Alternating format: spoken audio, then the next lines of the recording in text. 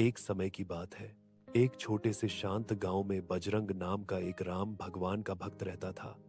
वह भगवान हनुमान जी का परम सेवक था और हर मंगलवार को उपवास रखता था। बजरंग अपने जीवन में हनुमान जी के उस सिद्धांत को मानता था जिसमें कमजोरों और बेसहारा लोगों की सेवा को ही सच्चा धर्म माना गया है। गांव के बाहर एक कमजोर और बूढ़ी गाय थी जिसे लोग छोड़ चुके थे क्योंकि वह अब दूध नहीं दे पाती थी। पास ही एक छोटा, भूखा और प्यासा कुत्ता भी घूमता रहता था जिसे कोई प्यार या भोजन नहीं देता था। बजरंग रोज सुबह अपनी पूजा के बाद सबसे पहले उन दोनों के लिए कुछ न कुछ लेकर जाता था।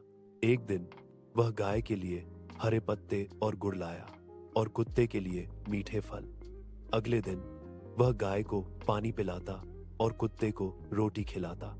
गांव के कुछ लोगों ने उसे देखकर पूछा, बजरंग भाई, तुम इन बेसहारा जानवरों पर इतना समय और पैसा क्यों बर्बाद करते हो? इनका कोई नहीं है और तुम्हें बदले में कुछ नहीं मिलेगा।